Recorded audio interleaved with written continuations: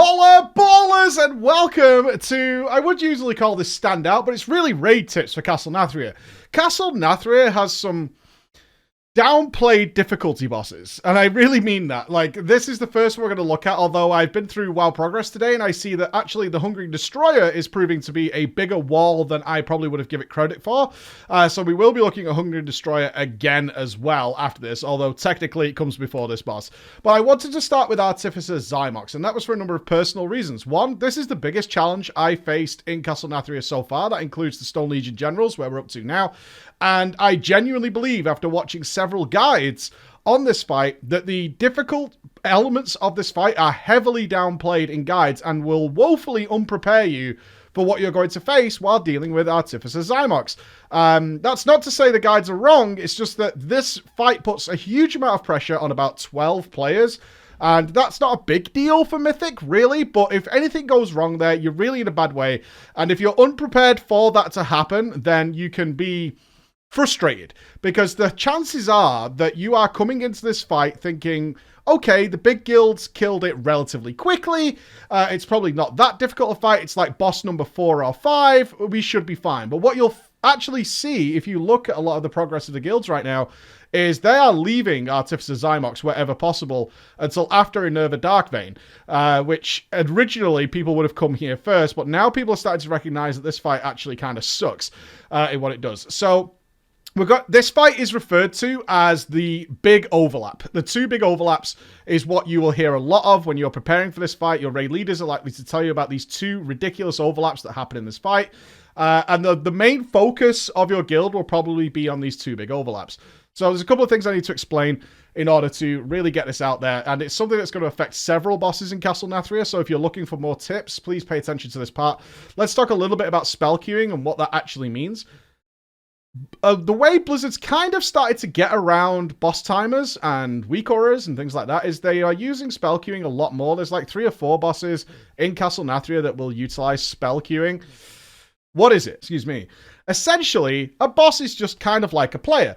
The boss has access to several spells it can cast. Now, traditionally, in ordinary boss fights, it just casts them on a specific timer. So once the boss is pulled, the timer starts, obviously, and then it goes like, well, at 20 seconds, I cast this. And at 25 seconds, I cast this. And that's where your boss mods come in, because they're just counting down. You can see mine down here, and you can see the kind of countdown that you would expect from bigwigs or deadly boss mods or whatever it is happening here. Now, you can see I utilize that and weak auras, and that's because of spell queuing.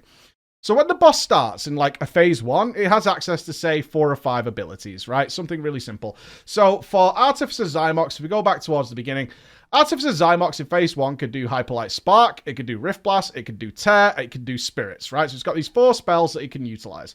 Now, the way the bosses use these spells can change. Because these spells have a cooldown, just like your spells do. And it can't cast them just back to back to back to back to back. That wouldn't make any sense. So what it says is something like, well, Hyperlight Spark has like a 20-second cooldown. And then when that spell's come off cooldown, the boss can cast it again. But it also has other things going on, because with spells having different cooldowns, like Hyperlight Sparks and Seeds and Ghosts, sometimes what happens is that the boss will have both of those spells off cooldown at the same time. That's where Blizzard implements their, like, priority list. And it says in the code something like, well, we prefer it if you would do Seeds before you did Hyperlight Spark, or before you did Stasis Trap.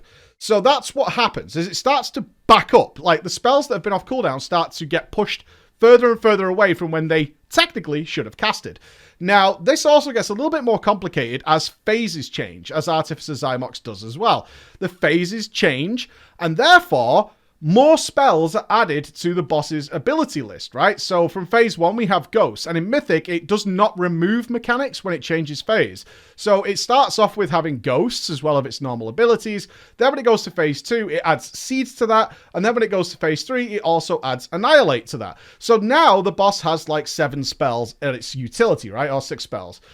And this means that the boss is now getting more and more opportunities to back up which spells it can cast. Now, where you'll see this is actually quite simple, is that if we come to here, you can see Hyperlight Spark should cast probably in like 6 seconds, right? But what you actually see is it'll come off cooldown and the boss won't cast it. And that's because it's busy doing other things. Now, this is where we get problems occurring. This is where it starts to become a bit of an issue, because it becomes more and more difficult to plan around certain mechanics happening.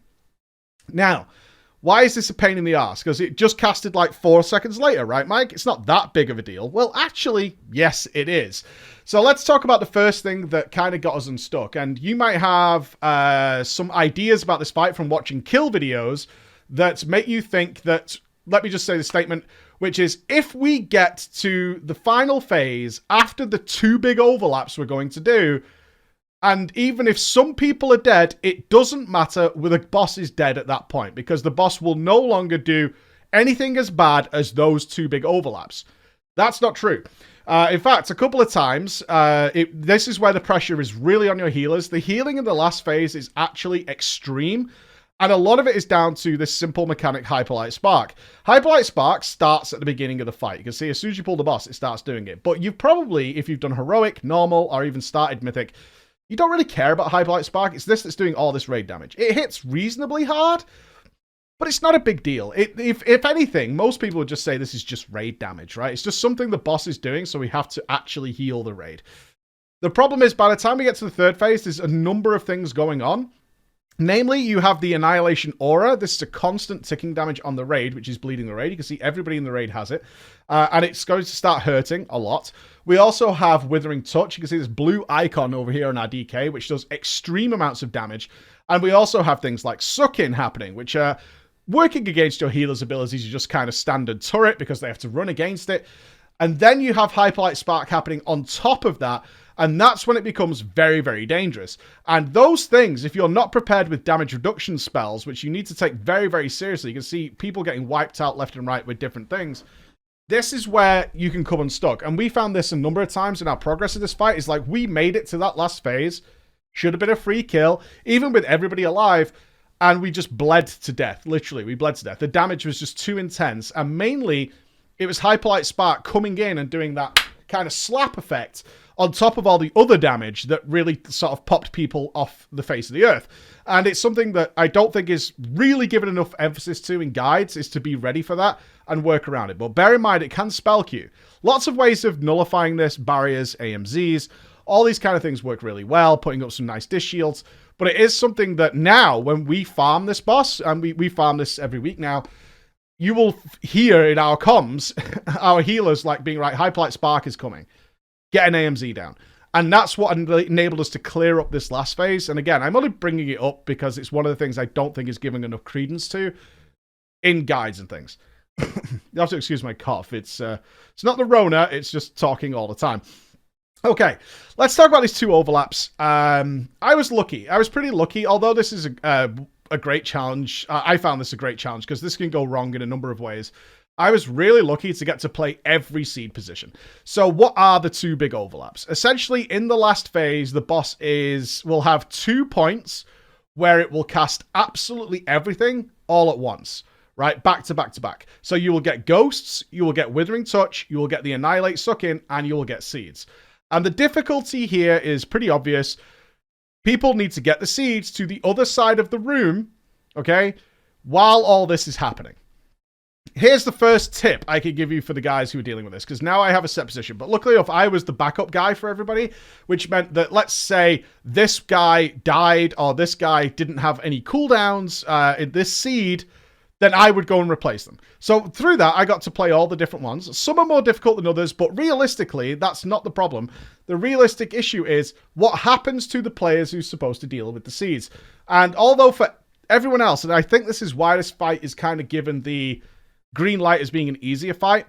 For everybody who's not doing this, this fight is really boring. All they have to deal with is ghosts and moving the portal to the correct locations, and not standing in stasis traps. But you are going to put this emphasis on these guys to get these seeds done.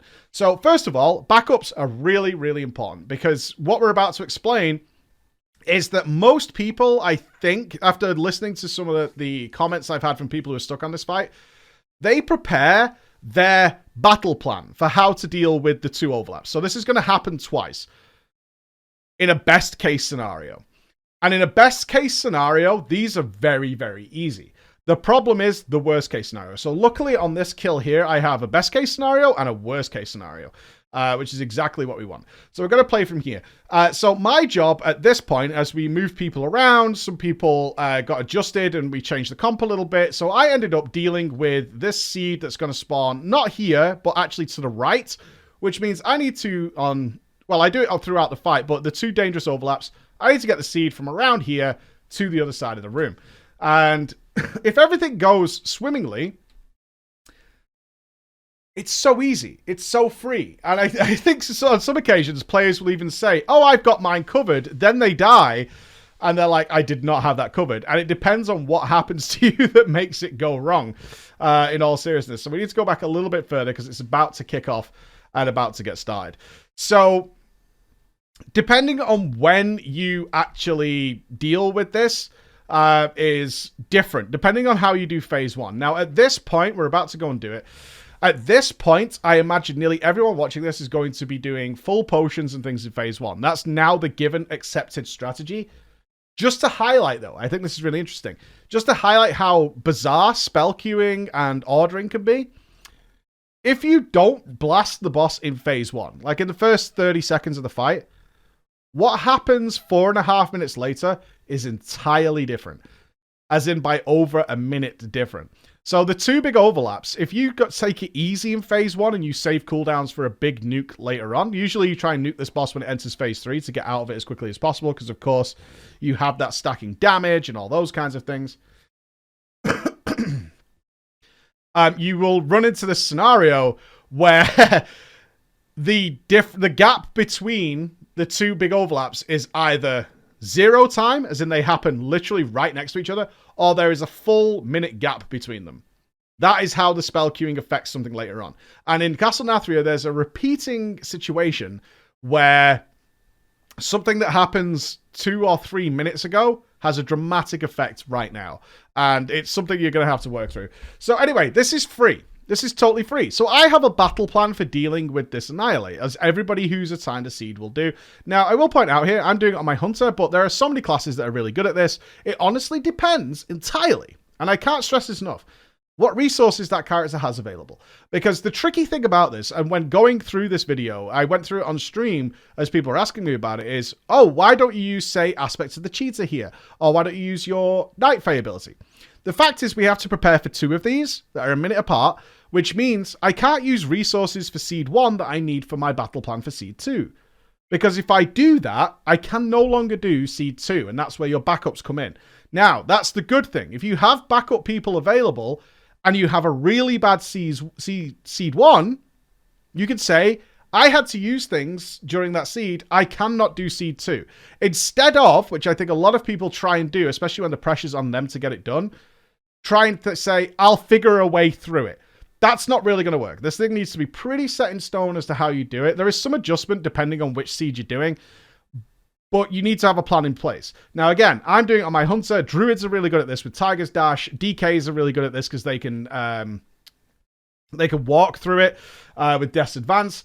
Mages are really good at this because you can alter time, double blink, and do Night Fae ability as well. You know, there's lots of classes that have different ways of doing this, so I don't want this to be a guide on how to do it. In fact, my battle plan works for this specific seed.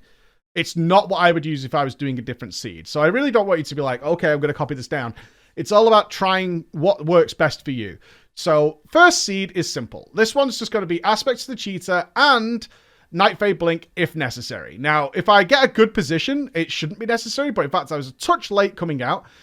Usually, I'd like to start at the wall for the dragon, so I'm going to use the Night Fae, which is my backup ability. This is all part of my plan. If I'm not quite at the wall, because obviously I need to get the seed and get it out of there, if I'm not quite at the wall, I have my Night Fae ability as a backup for that, just in case the time is a bit off. And then again, because of spell queuing, the timer can be a little bit off. So sometimes you can be a little bit caught out of position. That's fine. I have a plan for that. That's totally good. So with this one is different to seed number 2. And this is where you need to know that as well. what you'll notice is Annihilate is about to go off in 2 seconds, yet there is 10 seconds before the seed explosion. I've also had no ghost issues, and I have no Withering Touch issues. Our Withering Touch went on our Warlock. This is totally free for me. So what I'm going to do is go, oh, we're near the edge of the Annihilate, so this is where my Night Fae comes in. Annihilate goes off, grab my seed, and I'm going to toddle over there. That is so easy. It's so easy that it's barely worth mentioning.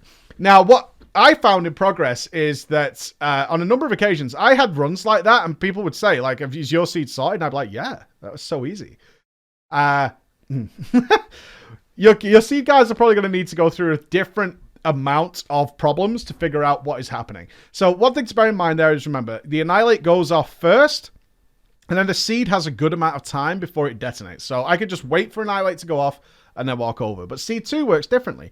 So we're going to have to deal with that as well. So with this strategy, we will have a good amount of time before we actually have to do the next one. So we're going to skip forward a bit. We're bloodlusting, we're DPSing the boss, and we're going to be setting up here for the next Annihilate.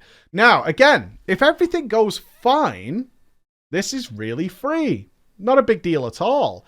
But now we're going to see when things start going wrong. And you have to be prepared for this scenario, not the scenario when it's actually fine and totally good. So, first things first, we get a little lucky here. We do get the big dot, and we do have to go out shortly. This kind of sucks. So far, I've tried a number of things. I can't get a good timer for when the Annihilate is coming. We just kind of know when the animation is happening that it's going to happen. This dot is fine on Heroic. It's fine on Normal. On Mythic, this thing just destroys you. Absolutely destroys you. So in my earlier progress on here, I was actually calling for externals until our healers readjusted to how they were going to deal with this. And now they have a plan. So I'm not going to use an external now. But the problem is this. It's not the dot itself. I'm inside an AMZ. I'm totally okay here because I'm amongst all the healers. But what I'm actually going to do is leave. I'm going to go away, and in fact, I'm going to be on the opposite side of the room, away from the healers. This is a massive risk of death, because this thing does so much damage. It's actually crazy how much damage this does. So, this is a problem. And until the healers readjusted, I was calling for externals, which you guys can do as well. The tanks don't particularly need it. If you want to have it, is to say, I'm going out soon, can I have an external? Or your healers will adjust to something. We started getting our Paladin, like really spot healing those guys in order to sort it out. So right now I'm going to stay inside the AMZ as long as I can, because this dot, it lasts a long time as well. You can see my health is like, even in all that protection, sucks. Now, the drawing is coming. Now, this bit sucks for the seed I do, because you can see the tank explosions going off, and I kind of need to get out there because of my battle plan, I don't have another movement speed available. If I had Night Fae available at this point, if I didn't use it in the previous one, then I could wait a little bit longer for the tank explosion to go out. So I'm actually going to move to about here, try and keep my distance from the tank explosion. You can see we take it. I go lower than everyone else because, of course, I have Withering Touch on me, which is very nice. So I'm going to try and be in range, but I have to go. And this is where it starts to get real messy. All right? This is where it starts to get tricky because I have to go. It's as simple as that. A lot of trust here on the healers. Really a lot of trust. You have to deal with it. I'm going to throw out my Exhilaration. As you can see, I exiled myself in order to heal myself up. That's my personal healing cooldown. Then it goes extra wrong. I get Fixate on me with the Ghost. And I cannot use the portal right now. Like, it would be so much harder. Like, it's possible, but it'd be way harder if I use the portal now. This is why I've saved my immunity for this one. Because at this point, I have two choices. I could call for a backup and say, it's gone really wrong. Could somebody come and deal with it? Which is an ideal scenario. Or I have to have planned for this to happen. And that's the big difference, right? We have to have planned for this to happen. In an ideal, let me take you through the ideal scenario, because we have to have a different number of battle plans for this fight. And you can see why the difficulty can ramp up a little bit. I have a couple of different battle plans here, all revolving around aspects of the turtle. Because the raid is going to be being sucked in, which reduces the healers, and I'm going to be away from the raid, all that kind of stuff, Turtle is a lifesaver, because Turtle allows me to do a number of things. Turtle allows me to survive, if I can delay it, the suck-in and the explosion of the seed. That's really good. I can survive both of those things with my Turtle, which means I could just relax. When it all happens, it's all going down, I can relax. It's free as it could ever be. However, if I get the Ghost, I kind of have to soak that Ghost before we carry on. Because in this set of cooldowns, the way this works, it's different than Seed 1. So on this one, I'm going to get in position.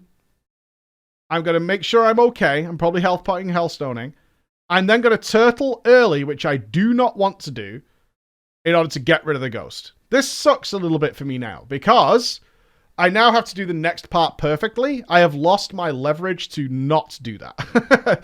I have lost my leverage, and you can see it's actually really bad for the healers here. This is a very difficult scenario because Ander, who is also running out to do a seed, now has the Withering Touch. This is really scary because this is a wipe. If this goes wrong, it's a wipe. So we'll see what's going to happen here, because I now need to deal with everything else and be away from the healers and be low health and be taking this ticking aura damage without having an immunity to sort of make it very relaxed. This is tricky, but you need to... I was still kind of calm here because I know what to do. I've done this before.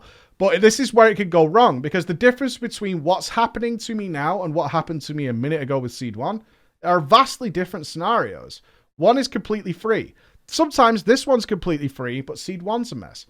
Plan for the worst case scenario.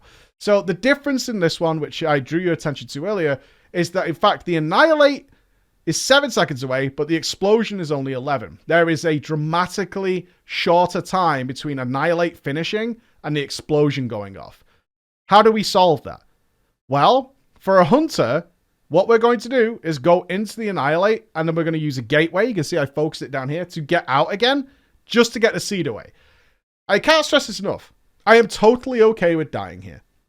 If I get that seed out, that's fine.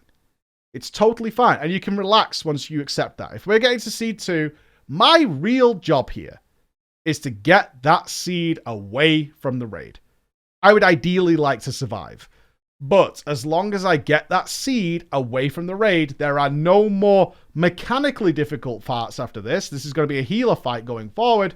Somebody else, even somebody who's got terrible mobility, can deal with this seed because there'll be no more of these ludicrous overlaps happening, right? So we're going to try and survive. We have a battle plan to survive. If we die, that's okay too. Our priority is not to survive here. Our priority is to get the seed away. That's it. So what we're going to do is we're going to use what little turtle we have left. I'm letting the Annihilate pull me in. I'm going to grab the seed on the way past, like that. I'm going to let it pull me to the middle. There's a gateway here. Now, I'll put this in the comments for you guys, for anybody who doesn't have this, but we've been using this in raiding now for a little while, since like Kill Jaden. We have the gateway on focus, which you can do by making a mouse over focus macro. I have one down here at the bottom. That will put the gateway on focus. And in your key bindings, you can bind interact with mouse over to like a mouse wheel. So I am mousing over. You can see my mouse, but my mouse hand is over here. I'm not controlling my character. I'm just looking at my mouse hand. I've put it over the gateway, and I'm just rolling my mouse wheel. That's all I'm doing. I'm just rolling my mouse wheel. And that means the moment I am enraged, because I am sending so many commands to the game to interact with this, the millisecond I am in range of this gateway, I'm going to be flung out. Up, like that. Okay? And all I'm doing is mostly using my mouse wheel to get over there. So at this point, it's kind of tricky. Because my turtle is about to expire, I did leave it kind of as long as I could. I could have messed around with it maybe a little more to buy me some extra seconds. But either way, we're not going to have turtle. We're going to be in the explosion radius, and Annihilate's going to run out in 3 seconds. Now you can see what we do, and other guilds might have different techniques, is we have a gateway here and a gateway on the other side. The actual portal mechanic of the fight, it's right here. But we can't put the gateway there. And the reason is, and this happened to us in progress, see the gateway actually leads us in this direction, not this direction. And the reason is, of course, if they put the gateway here and sent it right through the portal, as soon as we clicked that with the seeds, we would end up like back in the raid, which kind of defeats the purpose of what we're going for here. So what's going to happen is I'm going to be flung to the left-hand side of this portal. I'm then going to let the Annihilate pull me through, and I'm going to just push forward enough so that when this has about 1 second left, that's when I'm going to go back through, because I won't, otherwise I'm dead. But that's okay. That's okay. I can't stress that enough. That's okay. So we're going to land, drop the seed. Our job is complete. And I mean this really from everybody who's like struggling with this. And I know a lot of people are. And I really mean that. I know that a lot of people are struggling with this. Your job is complete. If you survive now or not, it doesn't actually matter that much.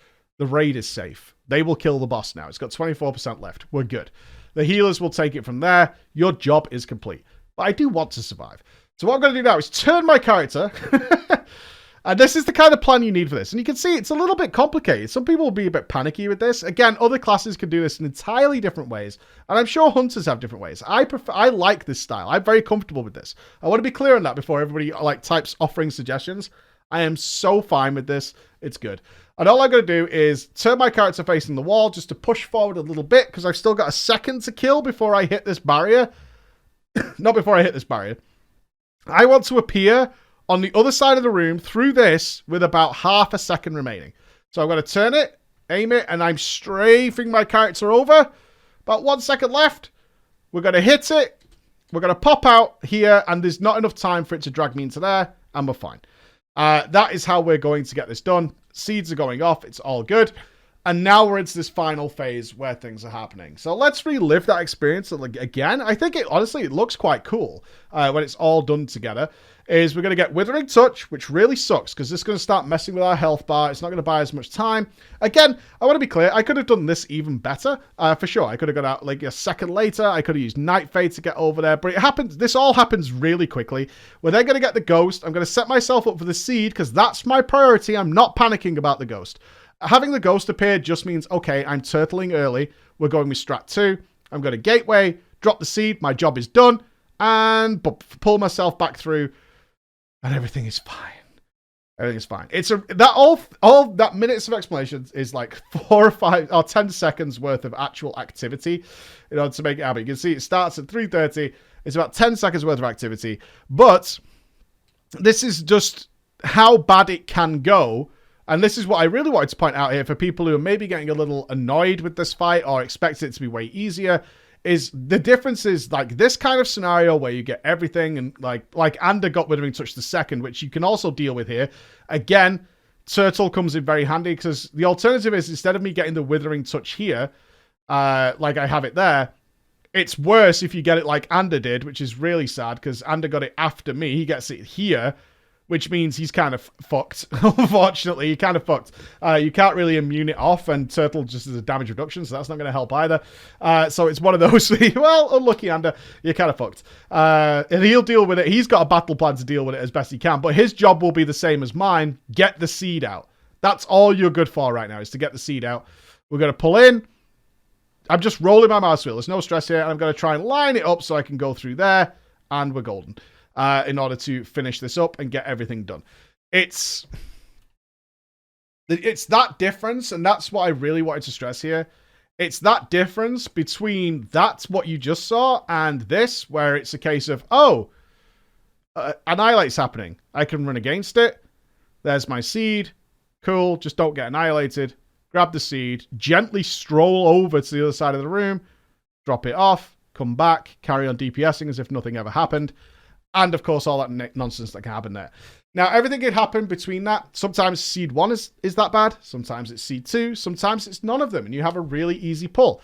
That can happen as well. But if you're frustrated with this fight, I'm right there with you. I did not enjoy this fight in particular because it basically came down to I have to see all the variants before everything's really cool.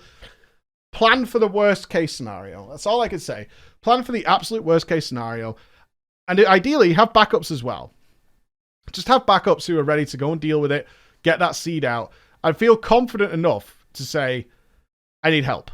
Because that's fine. It's a team job, right? It shouldn't be the pressure on like 4 or 5 people. All right, so I hope that helps you out, guys.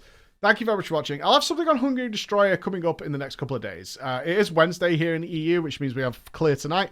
Hopefully I'm in. I don't think I need any loot from it, though, so maybe I'm out. We'll see. I'll see you then, guys. Bye-bye.